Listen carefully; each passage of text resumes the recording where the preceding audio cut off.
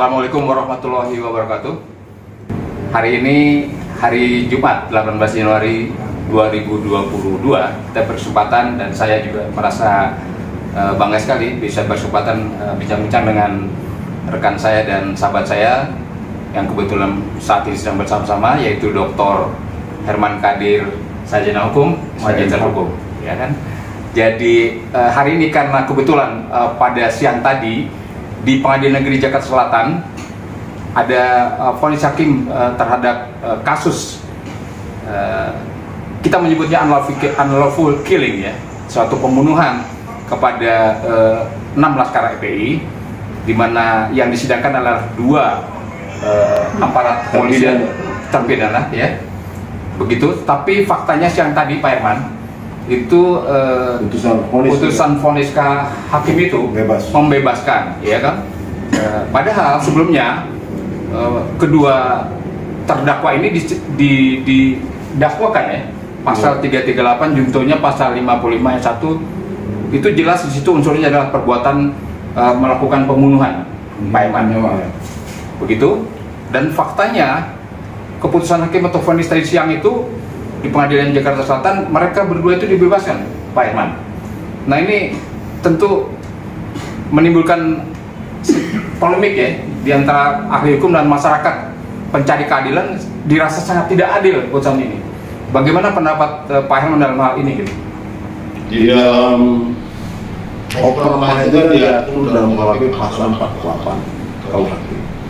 Artinya dia dalam kan terpaksa membela diri, gitu ya, membela diri Itu pemahaman format, gitu ya. Iya. Nah, kalau di pasal itu dalam buku tafsiran bukunya KUHP-nya si siapa nih?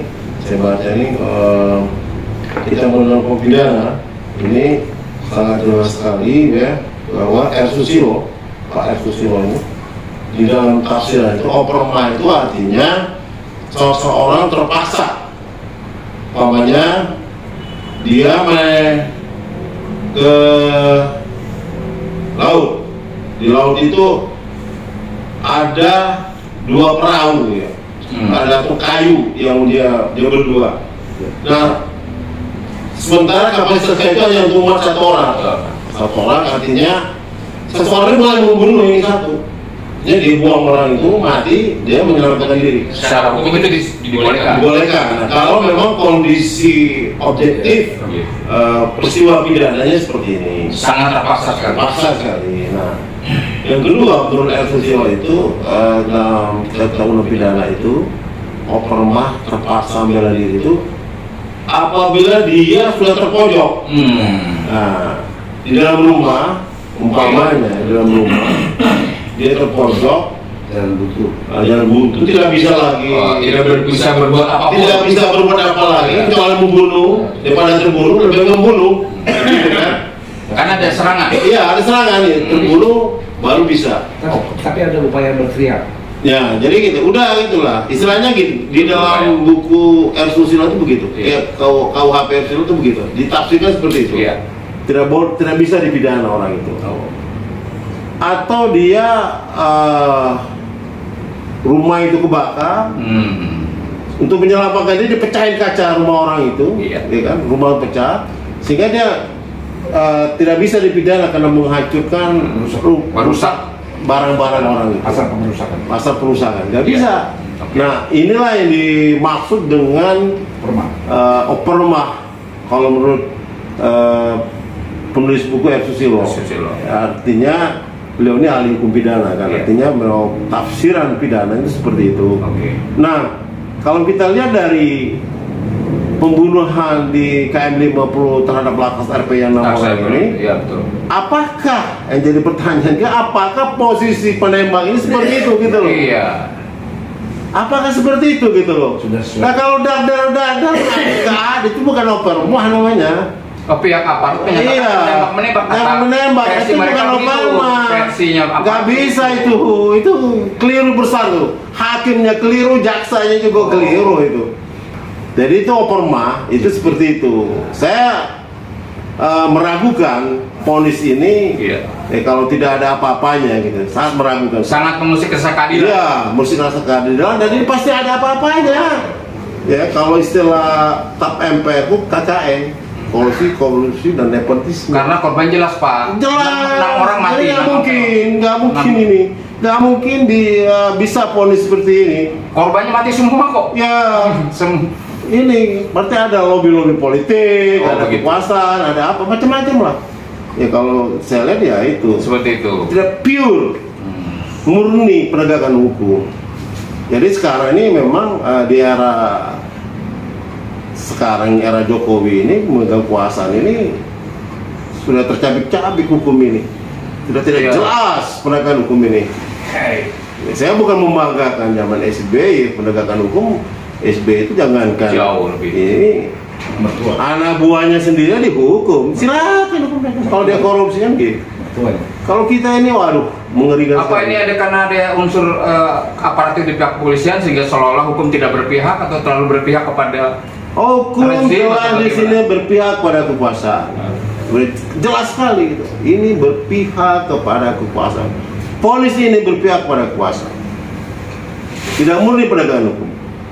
Sudah jelas tuh di Susilo itu pasal 48 Opermak itu seperti itu.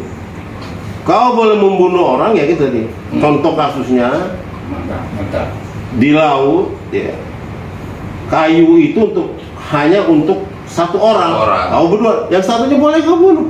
Dan itu tidak melanggar hukum. Tidak melanggar hukum karena untuk menyelamatkan diri. Itulah yang namanya Opermak. Jadi dalam hal ini Pak Irman pihak jaksa itu untuk langkah hukum saja seperti banding atau bagaimana? Harusnya jaksa banding. Kalau bebas ini kasasi. Iya.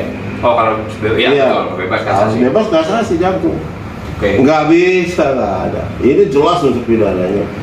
Iya. Jadi Opermak yang diponis oleh hakim itu bertentangan dengan Opermak yang ada di dalam KUHP. Iya. KUHP itu jelas, Opermak KUHP itu dalam posisi seperti itu. Apa yang saya jelaskan tadi, seseorang menyelamatkan diri dari kapal terkaram. Pasal berapa itu? Pasal 48 KUHP. Iya. Artinya Opermak itu dia menyelamatkan diri, dia berdua. Iya. Nah kayu itu hanya untuk satu orang. Nah dia boleh bunuh salah satunya. Itu Opermak. Dalam seperti itulah, gitu loh. Atau dia dalam posisi sudah tidak ada celah lagi untuk lewat kecuali bunuh itu. Daripada terbunuh, dia terbunuh. Nah, itu.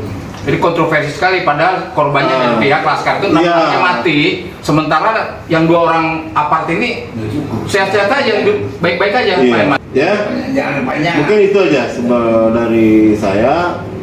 Kalau dijelaskan terhadap putusan vonis hakim terhadap penembak Laskar FPI ini bebas. Ya, Artinya putusan ini perlu dengan kontroversi. Artinya perlu dikaji ulang lah. Ditinjau ulang. Jadi nanti besok akan kelihatan. Kalau jaksanya tidak banding, tidak kasasi, pasti ada apa-apa.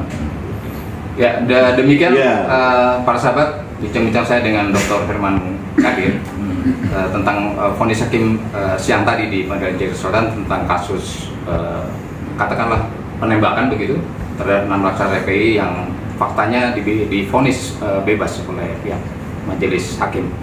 Demikian bincang-bincang dan kita jumpa kembali pada kesempatan yang akan datang. Wassalamualaikum warahmatullahi wabarakatuh.